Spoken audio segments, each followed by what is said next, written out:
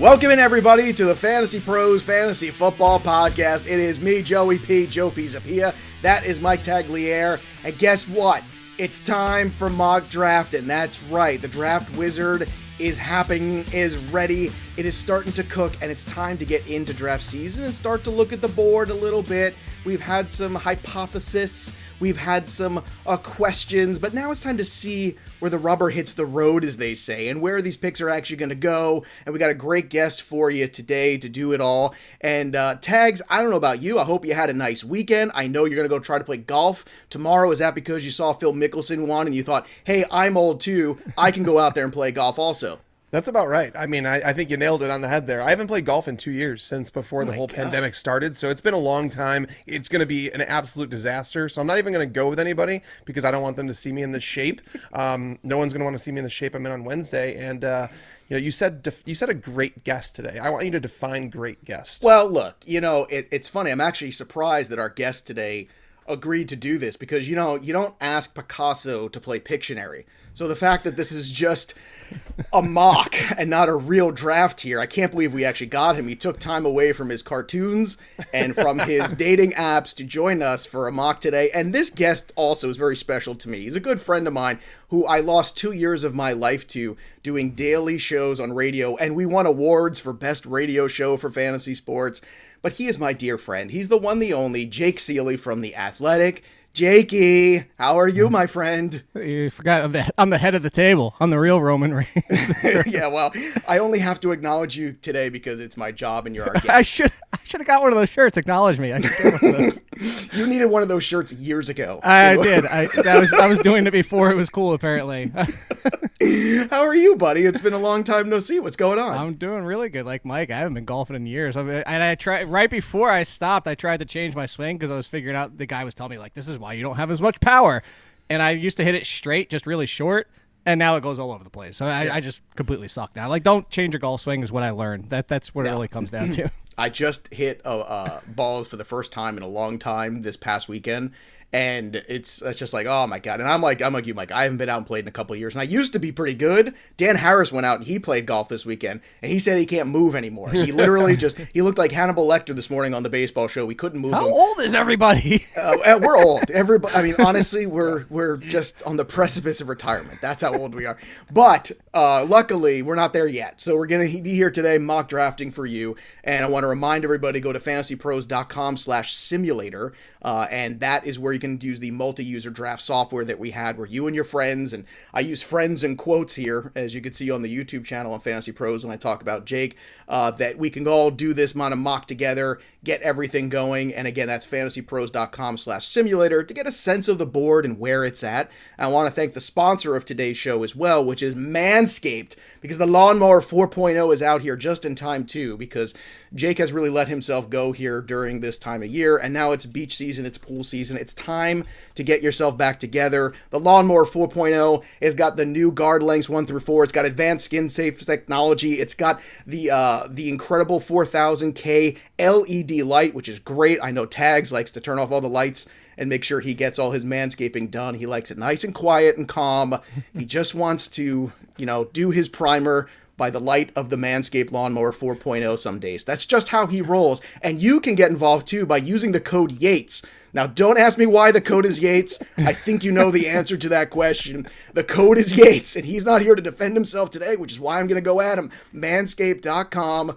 Again, get 20% off free shipping, but use the code Yates because your balls and Yates will thank you. So, that being said, boys, are you ready to kick things off today? Because we've got a half-point PPR, mock draft, 2 flex positions, single quarterback. Is there anything I'm forgetting here, Tags, in the settings? Because I think that's pretty much it. No defense, no kicker, God too, because we all know Jake Ciely, if the's a kicker, we're going to have he's just going to leave the show. I would have left the show. Yeah, no, he 100% would have. And by the way, this is the way that I set up this draft so that it would be, if you're setting up a 12-man league, this is my ideal settings from the start. If you want to add more positions, if you want to do that, that's fine. But minimum, I believe it should be 1 quarterback, 2 running back, 3 wide receivers, 1 tight end, 2 flex spots, and then 6 bench spots. We're not going to do defense or kicker today, as Joe mentioned, just because, well, really no one cares. We're going to wait until the last rounds anyway, so you might as well hear the players we're targeting in the later rounds. All right, I am ready to go. Ciely, are you all prepared? Are you ready? Did you manscape? Yeah, let me before do the show? flexing like Mike was doing there. Let me get those the warm-in so I don't pull a hamstring or something. Oh, you got well, you got to flex. You got to stretch before golf and stretch before you mod. Yeah, Is that what's going apparently. on? Yeah. Yeah. How are the guns working, Ciely? I see you're showing them off a little bit today. No, I don't. Good. Do you flex when you mock? Do you try to make a pick like, oh, I don't have want those this kind of wide guns. receiver right about here. Okay, I'm going to start the draft because I cannot Yes. take any more of this. All right, let's go. So What, here we what's go, that little half-point pistol PPR. shooter from like the 1960s 007? That's what I have. I have that little. It's like the gun that the girl keeps in the garter belt. Yeah, exactly, that's what yeah. you got, right? The one shot. All right, let's go. So here we go. Half-point PPR. Oh, number 2 pick. Look at that. 2 flex. Let's see how it works out here. And as Jake has blown it here, yeah, he's the number 2 pick. Team 1, Jake Ciely, then 3, 4, 5, 6, 7, 8. Then me, Joey P at 9. Followed by, where are you, Tags? Oh, you're after me? Are we back to back? Oh, that's We are the back to worst. back, yes. There Yes, we I got are, 9 and 10. Great. And if you're looking on the YouTube channel, you can see my team name right now. Here with Dumb and Dumber. Very nice. Very nice. I didn't have a chance to name my team. I'm too busy working. All right, so let's get after it and let's start here. We've had Christian McCaffrey, CMC go 1. So now the board is yours, Jake Ciely. Where are you going with the second pick here? I think it's pretty easy for me. It's Dalvin Cook because as much as I want to argue for Barkley when he's healthy, as much as you want to say Derrick Henry is half-point PPR, and Derrick Henry I think is a freak of nature and not going to worry about being hurt, and Alvin Kamara with no Drew Brees, it's Dalvin Cook. Although Dalvin Cook misses games every single year, but still Dalvin Cook at number 2. Not bad. All right, Cook, Barkley, Jones, Henry, and Kamara go next. Then Ezekiel Elliott at 7, Taylor at 8. I was hoping Taylor would make it to me by the way it was going. Now I have the question, do I start and double up here with the wide receivers, or do I go another route here? You know what? I love me some Nick Chubb. He is very underrated. Devontae Adams, I still think that Aaron Rodgers is going to be there when all is said and done. I just think this is a big dog and pony show. So this is a real tough question here for me. But you know what? I'm going to go with the RB that I saw just be an absolute monster in the second half of last year. So give me Nick Chubb. Let me get that running back because I like the other wide receivers that make it back, which puts Tags on the clock now at 110. Yeah, I'm not even going to waste any time here. I'm going to take Devontae Adams. Figured as We're much. drafting, as of right now, we're drafting in the fact that Aaron Rodgers is going to play. If he's going to play, getting Devontae Adams at 110.5 PPR, I'm stoked about. Because the running backs here are just second tier. It's not like there's a can't-miss running back. If Ezekiel Elliott fell there, I would take Zeke over Devontae Adams, but he went at 107 in this draft. So this is where it gets a little tricky for me because can I afford to go another wide receiver here? I don't think I can. DeAndre Hopkins, A.J. Brown are available, and those are 2 receivers that I would certainly contemplate here. What I'm going to do instead of I'm not going to wait on my guy. No. Is this the Najee Harris pick in the second round? I'm doing it. I am taking Najee Harris here. Good. Oh, my goodness. It's where he should go. And I know. You know what? I know. And here's the thing. I was joyful in the hope that if you pass, that I would get to take him right before you in the third round because I figured he'd probably last right now where ADP is. But this is disappointing to me because I really wanted that moment for the show. Well, Joe, while you're contemplating your pick, I want to ask Jake about that because we've talked about Najee Harris in this show and why I believe that he should be considered a top 12 running back. What's your thoughts on Najee Harris? It's not just top 12. I'll take him at the turn to make sure I get him because I think his top 10 potential. He's not coming off the field. We know that. We know Mike Tomlin uses his bell cow. Hey, name drop. Told me in person that he loves his bell cow when James Conner was the guy. You're the worst. But no, in all seriousness here, look. The fact is we've had offensive lines rank in the bottom 5 and run blocking, football house, whatever grade you want to use. Mm-hmm. And the running backs have finished top 10. We've had top 5 offensive lines produce 25th running backs. Yep. If you want to split hairs, like Joe, when you went Nick Chubb, if you want to say, I want to take Nick Chubb, better offensive line, I know the guy, he's played in the NFL, that's why I'm taking over Harris, fine. But you don't downgrade Harris because of that. And look, I know you're on the clock, so I want to give you some time to make your pick here and think, but you're absolutely right. And part of the reason I take Nick Chubb is because of the uncertainty right after that. Like, to me, as much as I like Joe Mixon, it's not as confident a feeling that I have. I will take him. Eckler's not a guy that I'm personally in love with. Chubb, to me, is that true last bell cow running back that I really like. And I know Kareem Hunt's still there, but if you watched Nick Chubb last year in the second half, he was absolutely fantastic. And I knew there was enough wide receiver in the pool there, and I got DeAndre Hopkins at 2-4, which is great. So before Najee Harris, just to keep everybody up to date here, what happened, you had Travis Kelce go with the turn, not surprising there with Cam Akers. It was Tyreek Hill at 111, then Cam Akers at 112, Kelce at 2-1, then Diggs, Najee Harris, Hopkins. After I took Hopkins, you had Brown, Eckler, Gibson, DK Metcalf, Josh Jacobs, Ridley, J.K. Dobbins to Jake Ciely, who is now on the clock again after Mixon goes all the way back up to the top. That's kind of shocking there with Mahomes. Now it's back to you. So you took Dobbins, who I like a lot, and I get a lot of slack for this. So I'd love for you to kind of break this one down along with the next pick you're making, Jake. Yeah, my next pick I'm making, you heard the size because I don't want to tag up. I don't. Wait, is that like an expression here with tags? Like, I don't want to tag up. Is that like when you get really like excited and angry about something? Yeah, that's exactly what it is. Look, I always say I will never shy away from taking 2 wide receivers from the same team, teammates, and all that type of stuff. I don't want to do it, though, and that's why I sighed a little bit because Justin Jefferson was still there and I already had Dalvin Cook, but I can't pass on Jefferson at that point. Now, the J.K. Dobbins thing, he is actually, sneak preview, by the way, top 5 breakout running backs coming for me, is J.K. Dobbins is number 1. And he already did, essentially, and this is my argument that I keep coming back with. I don't understand the hate for J.K. Dobbins for 2 reasons. One is we just sat there last year and everybody wanted to draft Mark Ingram in the 5th and 6th round because he's Mark Ingram. No, because he's Mark Ingram on the Ravens, not because he's Mark Ingram. J.K. Dobbins, once he took over, was RB8. Gus Edwards didn't go anywhere. Gus Edwards played every game. Gus Edwards finished RB24, and J.K. Dobbins still finished RB8. Why don't people want J.K. Dobbins? I'm with you, man. I think the run was fantastic. You know there's still going to be a run first team, even if the passing does improve. And Rashad Bateman might make great strides. I'm not a big Sammy Watkins guy, but again, at least you're adding some personnel for a change to that wide receiving core. And all I could do is possibly help the running game in a lot of ways. So I'm with you, man. I saw enough with Dobbins. I'm very high on Dobbins. The Black Book's very high on Dobbins. I think he's a terrific get here as a secondary running back. I took Clyde Edwards-Helaire because, you know, I've listened because quite a lot. Because you're a pain in my butt? That's yes, why. because I'm a pain in your butt. And number 1, I knew it would upset Tags. But number 2, also, Tags has made a lot of good points, and I've done my research as well going through. And CEH, I think, is in a good position this year.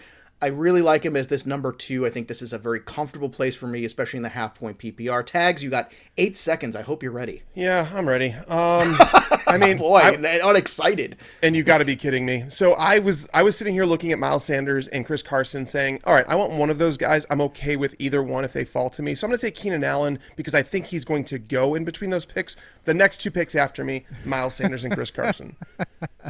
Screw Awesome. me, right? I love this. I think it's beautiful. I think it's fantastic. So now you're 30 seconds left on the clock, basically. Would you define beautiful for me? You got to pivot. These definitions you're giving me today is terrible. Well, I mean, look, you know, you have to understand that the run there with Carson, Sanders, and then McLaurin, Robinson. That's a lot of talent off the board in a row here. Yeah. This is why the draft wizard's very good. It's why it's much better than anything else out there when you're trying to use, because it takes that expert consensus ranking, that ECR. It has the ADP. It's got all this. You can go ahead and mock against people like Jake Ciely and Tags and myself, and that is always a good time. You got 7 seconds, Tags. I know, and I don't like it. Don't burn it. You're going to get auto-picked. 3, 2, oh, there it is. ETN. Travis Etienne. I think this is a great pivot. I don't love it. If in the fourth, at the top of the 4th round, I don't like it at all. The draft board just hasn't fallen the way that I wanted it to. And taking another wide receiver here, knowing that I'm drafting with you two, there's no way a running back that I like is falling in ADP is going to fall to me at the end of the 5th round. So basically, I was forced to reach on ETN there. I don't like the pick. I really don't. I think it's too risky to take him there in the 4th round. I would prefer him as a late 4th, 5th round pick. I don't like it very much.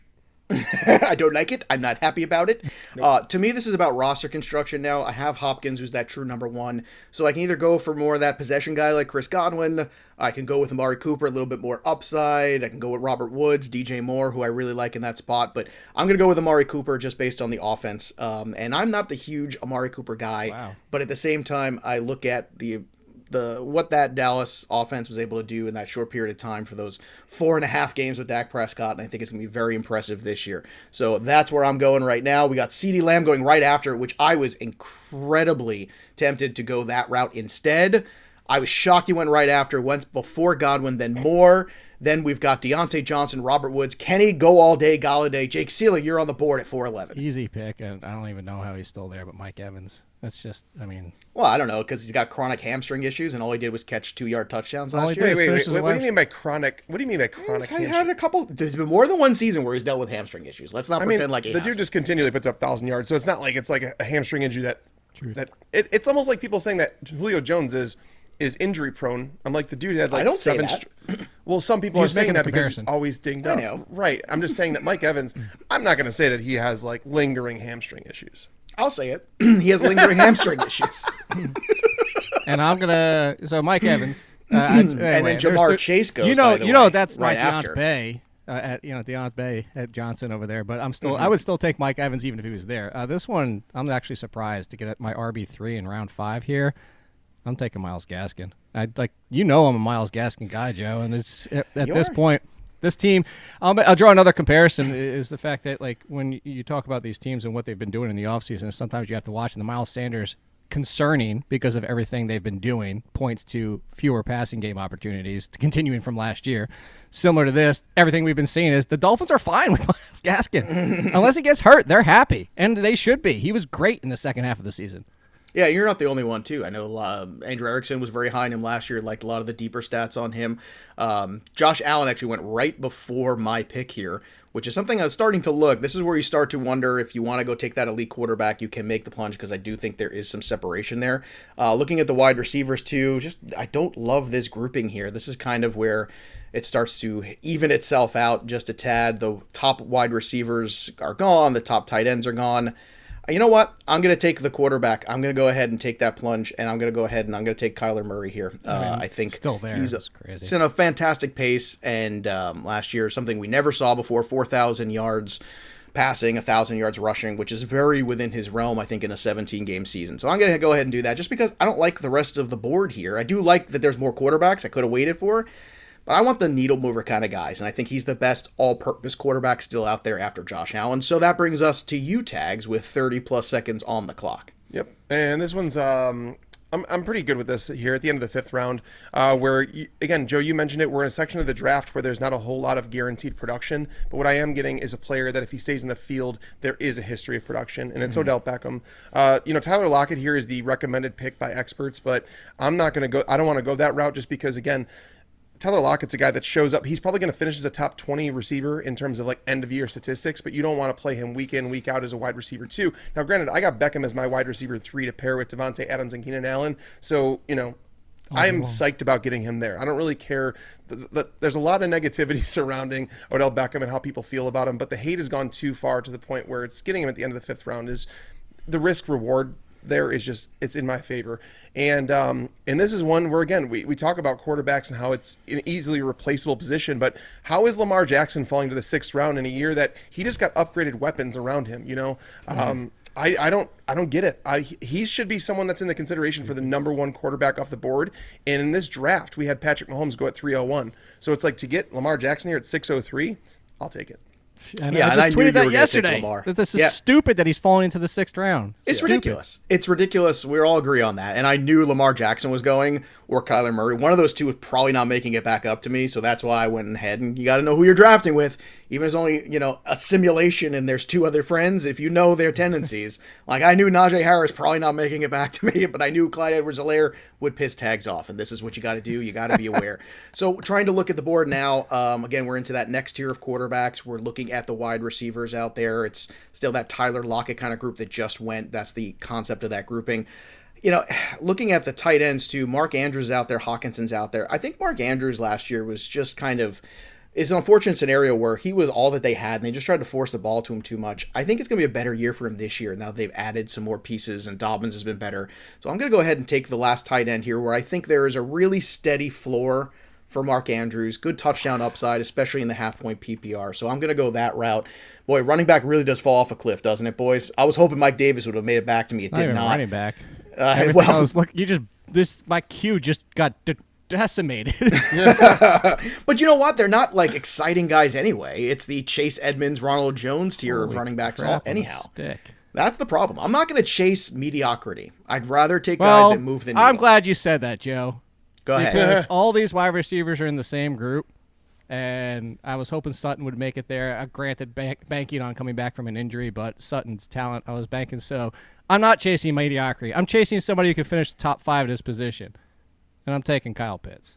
I figured as much. There you go. Trendy Jake Ciely once again with his finger on the pulse. Trendy Jake Ciely. Taking the trendy pick there. No, I kid. Look, at that point, why wouldn't you take him? I think this is a good value at that point. Well, this is what I would say. Nobody wants tight end 11. And all those guys, like, and in that group, Dallas Goedert's going to finish 5th? No. Robert Tonyan, we're going to bank all those touchdowns again? Really? No. I mean, like, Noah Fant, we're doing Noah Fant again? Like, no. Are we doing that? Everyone, are we doing that again? Please can we not do that? Just give me 90 targets for Kyle Pitts, and he's finishing, 80 targets. He's probably finishing top 5. I'm not. I'm kind of, I got to do it. I got to go with my boy here. I got to go Debo.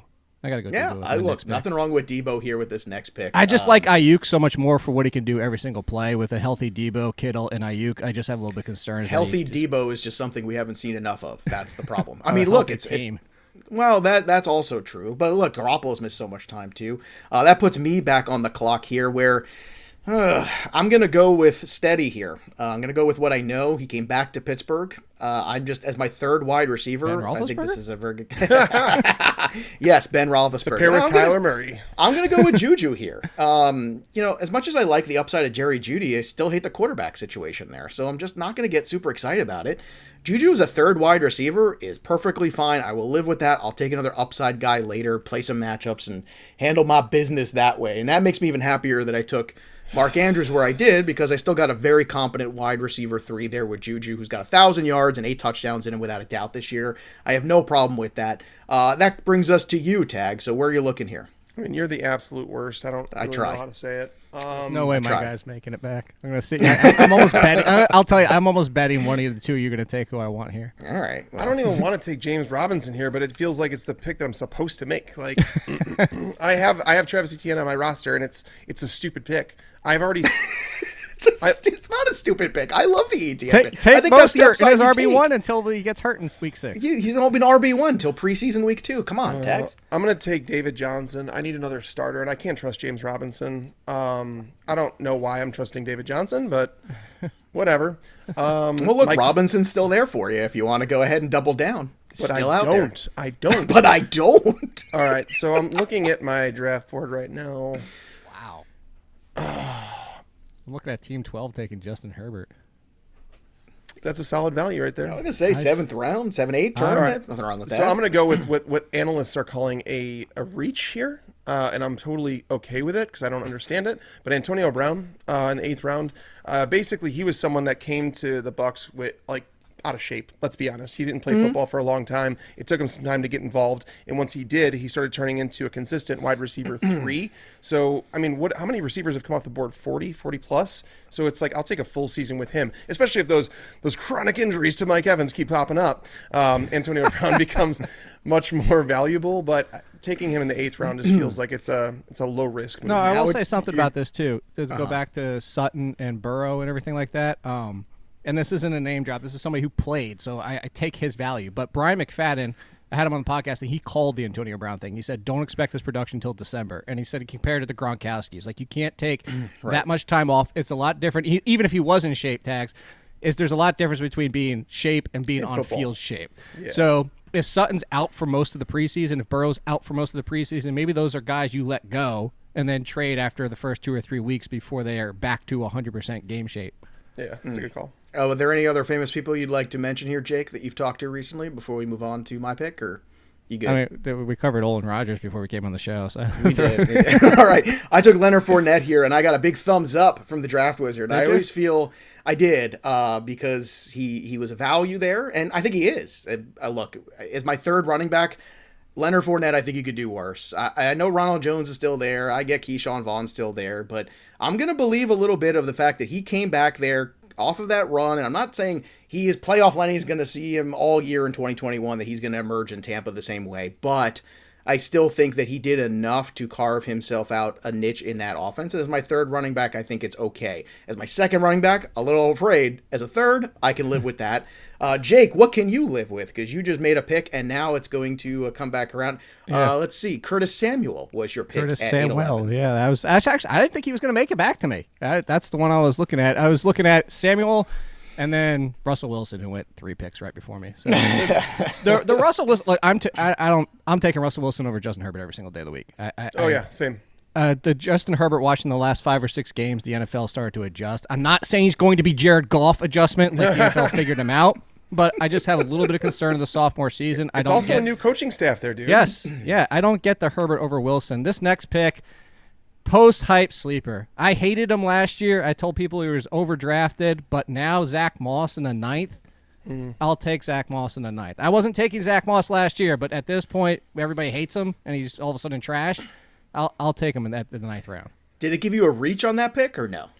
I don't know. It didn't pop up. If it pops up, then no. Just checking. I just want to make sure. Just checking what what emojis. I had it in my queue. I was going to take him. I'm just curious. Joe just wants to give me a reach. Where does it? Well, that's our private conversation. Let's talk about here where we're at. Noah Fant, Tannehill, and Darnell Mooney just went off the board here. So basically, I'm looking for BPA. I've kind of got where I'm at. And I'm going to take a flyer here on Michael Pittman Jr. I do think that I'm buying into the Carson Wentz renaissance, if you will. When you go from the worst offensive line in football to the best, I mean, all we need is the blueprint that you saw last year with Phillip Rivers, who did just that.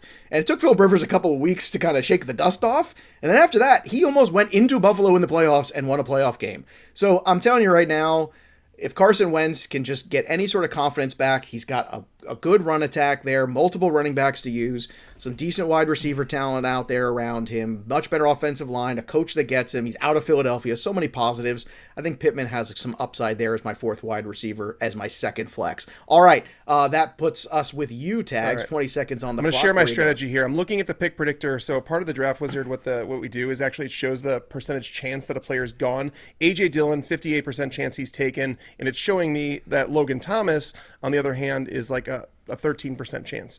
I'm going to take A.J. Dillon, hoping that Logan Thomas falls back to me because I want him as my tight end. All right, fair enough. I like Logan Thomas. I don't think he gets enough credit personally. So, right, after that, Jeffrey Wilson goes, who was in my queue. I was looking to maybe snag him here on the way back, but everybody knows I'm a big fan of his. So after Dillon, Corey Davis went, Waddle went, Wilson, Gallup, and now it's back to you, Tags. All right, so Jake, I'm taking Logan Thomas here. Jake, I want to know, Logan Thomas, have you done projections at all yet? No, I don't do projections till July. Okay, yeah. Most smart people don't. They wait.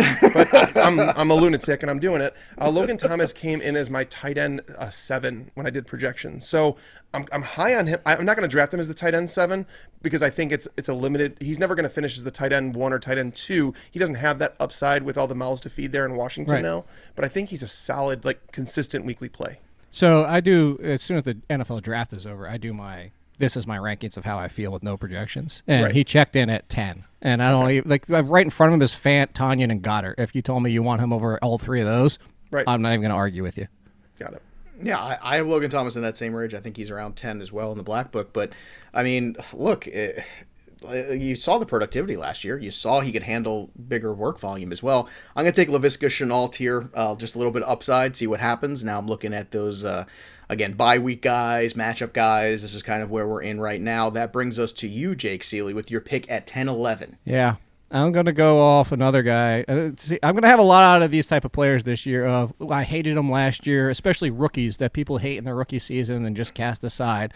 You talk about somebody who was miscast to be their number 1, shouldn't have been their number 1, played with terrible quarterback situation for most of the year because of that offensive line you referenced earlier, Joe. Do you know where I'm going? I'm going with Jalen Reagor, who everybody hates, and we're drafting him in the 7th and 8th round last year, and now everybody hates his guts. I am taking Jalen Reagor for the 10th round. There's only type sleeper is a hell of a drug, man. It is. It is. And I was going to wait on quarterback. I was just going to keep waiting on quarterback. I was just going to keep waiting. Why don't you take Henry Ruggs too here? Why don't you just keep doubling? If I could, there's only because I don't know if the system's going to start drafting backup quarterbacks like a typical home league would. A lot of teams take 2 quarterbacks. At least half your league is probably going to take 2 quarterbacks. So the fact that I mentioned it before about the injury, but coming off of it, Joe Burrow's still there in the 11th round. Joe Burrow with Chase and that offense, you're going to give me in the 11th round as my quarterback. I'll take that gamble. Are you mad that earlier that Jamar Chase went right after you picked? Would you have rather, in retrospect, had him, or are you not quite as high? Here's the thing. I love Chase. If you put Chase in last year's draft, arguably top 2 wide receiver. Put him in the draft before that, arguably top 2 wide receiver. Put him in the draft. You get my point. Jamar Chase is a freak. Jamar Chase is also, yes, he has the history of Joe Burrow. He's also going to a team with 2 really good wide receivers. He's better than both of them. He's still a rookie. He's still a rookie that all 3 of them could be like the Panthers last year. They all finished between 15 and 25. And any given week, it's 2 weeks of Chase, 1 week of T. Higgins, 1 week of Tyler Boyd. Like, I love Chase. I just feel like his price is going to be so high that I'm not going to have him this year, unfortunately. I'm going to give myself a little insurance just in case I'm wrong about Pittman and it becomes this other guy. I'm going to take Paris Campbell here as well. Just kind of load up a little Europe. bit. Yes, that's right. I'm awesome. Yes, that's right. Now, I got the reach. I got the reach alert, though. So although you love it, the draft wizard yelled at me. It gave me this emoji. I thought you reached on Michael Pittman. It did not. The draft wizard disagrees with you on not 1 but 2 counts. So I just want you to be aware of that. You're stupid. I hate you and your stupid drafts that you do. All right, you're up next here, Tags, with the pick. Where are you going? All right. I'm going to take a guy that can produce on his own, even with the starter healthy, but also has tremendous handcuff value, and that's Latavius Murray in the 11th round.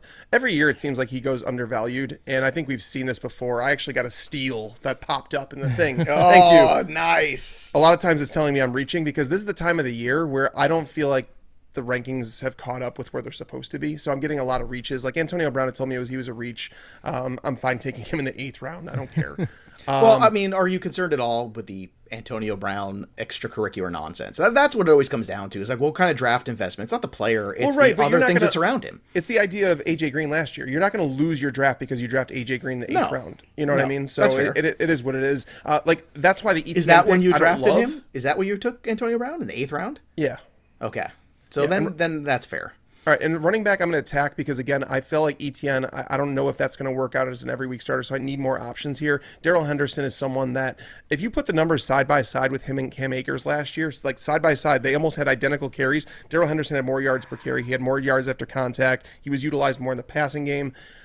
I'm not saying that he's going to have the job. I'm just saying he's not going to go away. And honestly, if Cam Akers goes down, they don't have a whole bunch of depth on that roster anymore. So Darrell Henderson here in the 12th round is a guy that, again, these are high upside players we're looking to stash down here, especially when I'm weaker at running back. So I'll take Darrell Henderson. Yeah, I'm weaker at running back too, and I feel like just to gauge where we're at, it's like J.D. McKissick, it's Alexander Madison, it's those kind of guys, and who's going to see the field and who's not. Marlon Mack, another guy, too, that certainly got his work in at certain times. I think I'm going to go with Marlon Mack, too, just in the off chance, because if there is indeed an injury to Taylor, Mack certainly can handle the workload because you've seen it before. Again, don't love the pick. I'm just looking for some bodies here that I think have upside. That's what I'm doing. And the only reason I'm fading away from McKissick is because I do believe in Gibson so much. And Tags has brought up a lot of good points lately about Fitzpatrick being a more down-the-field quarterback, and that might not play into the strength of what McKissick did last year. So it might not look the same just because the stats were good last year. It doesn't mean it's going to be good this year for Washington with McKissick necessarily. Jake, that puts you on the board. Yep. Madison just went. Hunter Henry just went. You're up.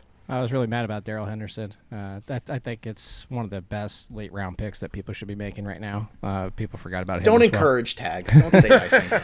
Well, I mean, he's still there, so I'm going to go back to him. Let me briefly touch on Henry Ruggs and why I'm taking him. There was a multitude of things that went wrong for him last year because he's not an outside pure receiver. He can play outside, but from the injury to Bryan Edwards that forced him inside, or first forced him outside, to Nelson Aguilar becoming a thing and playing inside and just being the number one attempt. Henry Ruggs was miscast, just like Jalen Reagor. They're not supposed to be what they were last year, and you bring a healthy team and let him get back inside.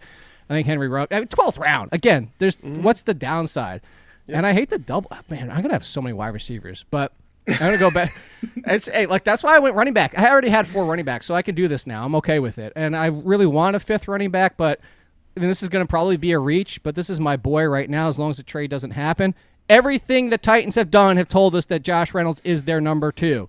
Josh Reynolds as the number 2, even on the Titans offense, in the 12th round, 13th round, is insane value.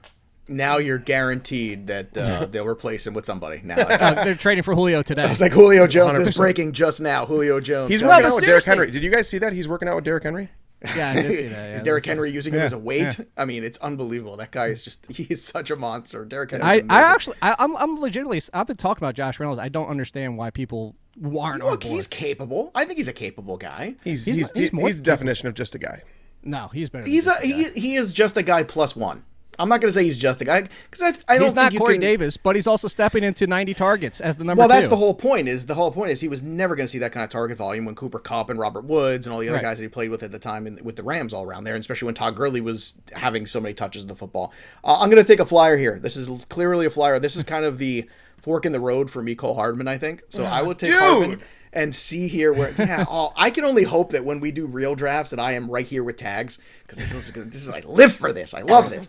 But look, this very well might be a guy I end up cutting 3 weeks into the season, and I have to be realistic about that. It might just not happen. But if it's going to happen, I feel like this is the year. He's been in the league a couple years. Watkins is gone. There's open targets for him available to see what he can do, and he doesn't have to touch the football 20 times, 15 times, 10 times. He doesn't even have to get 5 targets a game to be useful. But the question is, what are the quality of those? The 5 targets is key, exactly. When Hill, Kelsey, and Watkins are all healthy, dude, it averages like 1.5 targets per game. When just one of them are missing, it goes up significantly. By the way, as a side note, if you want to wait on tight end, Tanya and Higbee, Ingram, John, like they're all still on the board. Mm-hmm. John's still on the board. Wow, that's kind of shocking to me. I mean, Ingram's still on the board, but I mean, he needs to not drop every other pass. Well, I'll tell you what. I mean, Tags, I don't know what you're going to do here, so I'll let you kind of take the floor. But I know where I'm going next, and I think you know now too because I just said it out loud. It's okay. It's okay. I mean, I would be taking Jonnu. Like, honestly, he's not a bad pick here at all. But I have Tunyon higher. If we're assuming that Aaron Rodgers is playing, I have Tunyon higher. So I'm going to do that. But my pick in the 13th round was Christian Kirk. And speaking of miscast, Jake, you were talking about miscast in terms of Ruggs and guys, and Marquise Brown even. We could talk about a lot of guys that were miscast. Christian Kirk was miscast. And now that they've added A.J. Green alongside of DeAndre Hopkins, I believe Kirk moves into the slot and plays there alongside like a Rondale Moore or Randy Isabella if Larry Fitzgerald doesn't come back. And I think that's where Christian Kirk should be. I think he's a Golden Tate type player, and I think he can strive going into the slot. So Christian Kirk, later rounds, I'm going to know what I have right away with him, but I think it's going to be a solid pick this late. Yeah. In honor of Yates, who is not with us today, I'm going to take Jonnu Smith, just because he would be so proud that I got Yates, him in the 14th who's no round. longer with us. He's no longer with us today. Just today, he's taken over. He's doing one of those home improvement shows. He's doing one of those like HGTV shows. The whole thing just open concept. Everything's an open concept with that guy. But look, Jonnu Smith, I'm gonna keep leading this charge. I'm gonna die on this hill. It's fine. They targeted him because they knew exactly what they wanted to make him in the offense. Yes, Hunter Henry's there too. But you know what? In a league where you got 2 flexes, if there's some really good matchup some weeks where Jonnu Smith is going against some, softer defenses or defenses that don't cover tight ends very well, I think he's a really good secondary play there along that. So, Jake, you are on the clock here. Slayton and Hurst are the last 2 picks to go. So I am going to... If you take Higbee here, then you're really tags there. At this point, because it's cuttable, there's no... He's their backup, Chuba Hubbard. There you go. There you go. Say Chuba instead of Chuba. Chuba. Let's call the whole thing off. It's more fun. But now look, we just saw what Mike Davis did. Oh no, yeah, that's a fine pick. He's a good handcuff. Yeah, Christian McCaffrey. There's no guarantee. For the backfields where there's one clear guy, he's the clear guy. So with the final pick, I actually Higbee post-hype sleeper, man. Or actually last year's trash. There is no Gerald Everett. I kind of want to take Higbee, but at the same time, no. At the same time, come on. I got to do the youth movement of course. They're my team. They're my team until Gettleman's gone. I got to take Trevor Lawrence in the final round. I love that Jake does this all the time. He has a team. Like, he's a Mets fan like me. He's a loser like I am. Oh, I'm back. And then he roots for another. There you go. And then he casually adopts another team in the interim, which I just just stop being a Met fan. Just stop being a Giants fan. I can still root for the players. No, I still root for the players. I just want the organization to fail so Gettleman's gone. I love it. I can have both. You have stepchild organizations that you root for in here. But Trevor Lawrence, why not? Trevor Lawrence and Joe Burrow, this is the best quarterback fun I've ever seen. All right. That means it's back to me. I'm going to go ahead and take an extra quarterback here because I do have Kyler Murray, and the style of play does lend itself to potential injury at times. You know what? Let's have some fun. I got all those Colts. It's either Wentz or Mayfield. I might as well just get on the Colts train and just let's do it here. So I'll be bad for that one bye week, and after that I'm okay. But Carson Wentz, I'm going to take the second QB here. Who you got here, Tags, with your last pick? Yeah, I'll take the Ravens' #1 wide receiver and Rashad Bateman. All right. Well, here's the point where it matters.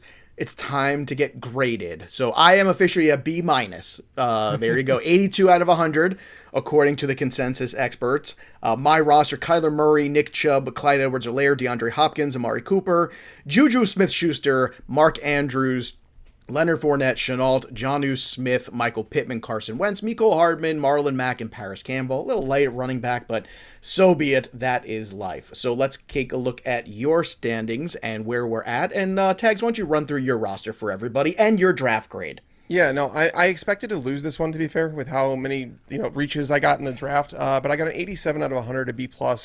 Lamar Jackson, my quarterback. Running backs: Najee Harris, Travis Etienne. Wide receivers: Devontae Adams, Keenan Allen, Odell Beckham. Tight end: Logan Thomas. Flex positions: David Johnson, A.J. Dillon. A mix, and then the bench: Robert Tonyan, Latavius Murray, Darrell Henderson, Antonio Brown, Christian Kirk, and Rashad Bateman. To be clear, I would probably go with a wide receiver in the flex over A.J. Dillon. But yeah, that's where I'm at. And because robots love Jake Ciely, he is number 2 overall in the standings. Jake, go ahead, run through your roster and your thoughts after. Yeah, well, number 1, it hates my bench. It's wrong. It hates my bench.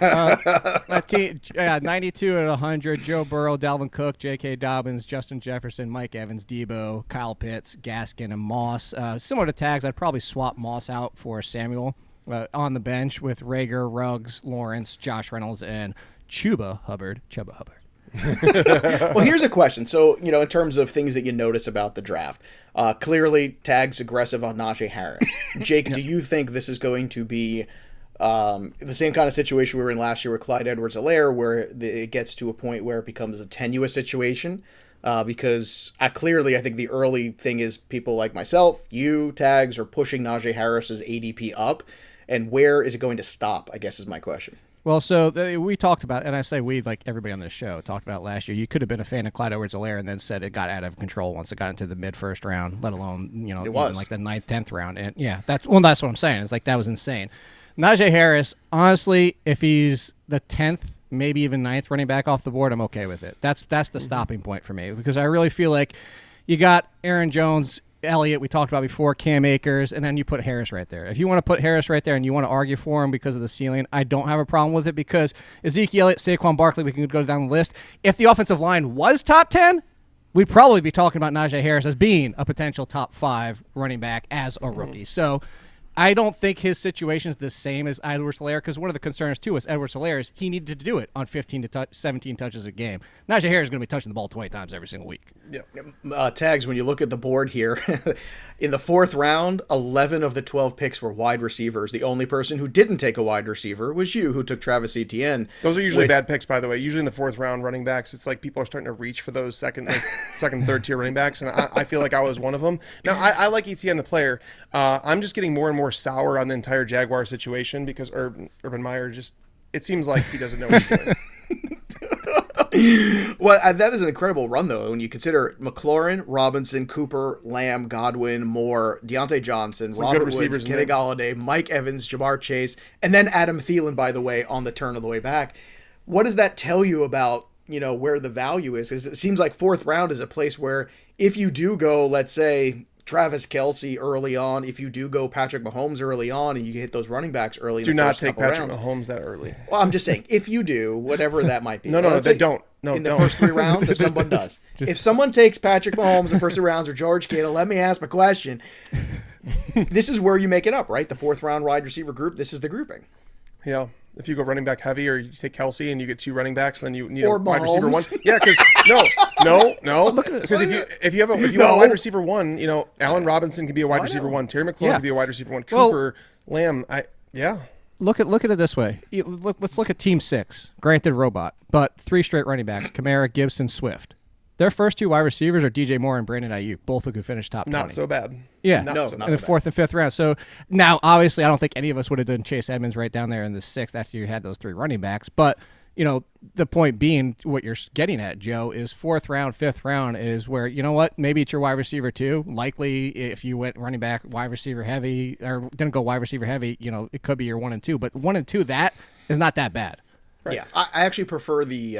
Well, even look at Team I was gonna 7. say 7 is where I would lean, Yeah. because I feel like when you have a little bit more balance, where you took Ezekiel Elliott, Austin Eckler, then the tight end Waller, who's a high relative position guy in terms of like he's better than the field at tight end Godwin, 1. Higgins, Sutton. Then you have Godwin's, Higgins, Sutton. I mean, that to me is a great blueprint where you're looking at it and saying, okay, Team 7 here: Zeke, Eckler, Waller, Godwin, Higgins, Cortland Sutton, and then Mostert as the third RB, which I don't love, but still, that's a pretty good grouping to tags, don't you think? Yeah, no, I dig that one. I was just looking at the projected standings. The one that's projected that finishes the top team is Team 1. Who took Patrick Mahomes?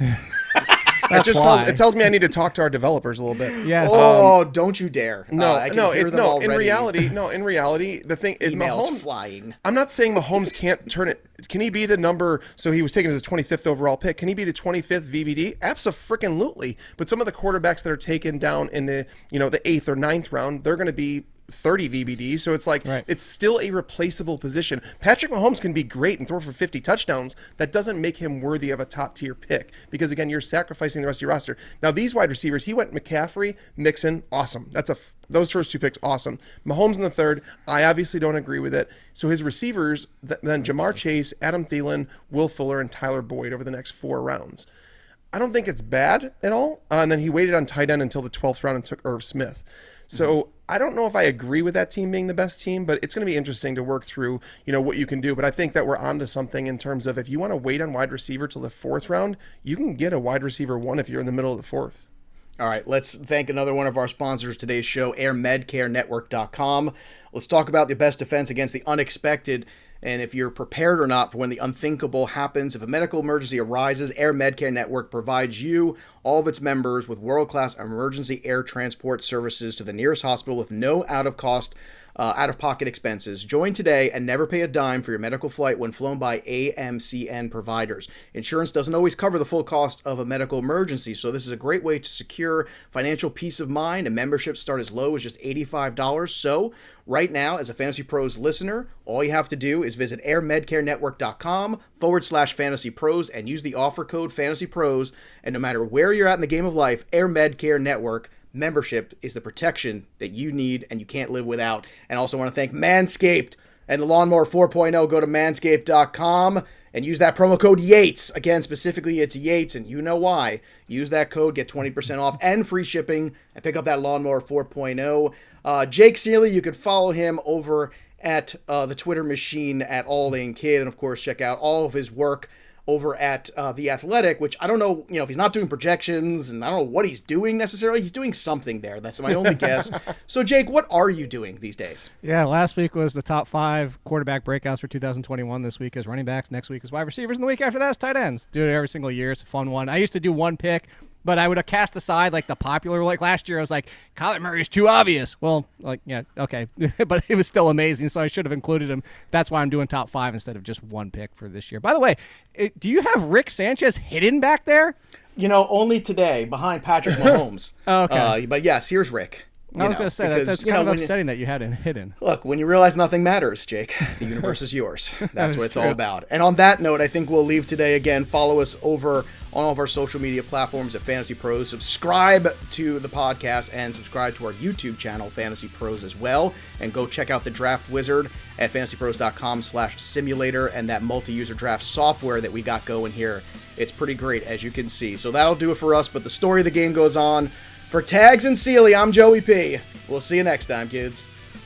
Thanks for tuning in to the Fantasy Pros YouTube channel. Don't forget to check out our featured videos. And while you're at it, make sure to follow us on Instagram, Facebook, and Twitter at Fantasy Pros, so you can get the latest news and updates to give you the edge you need in your fantasy league.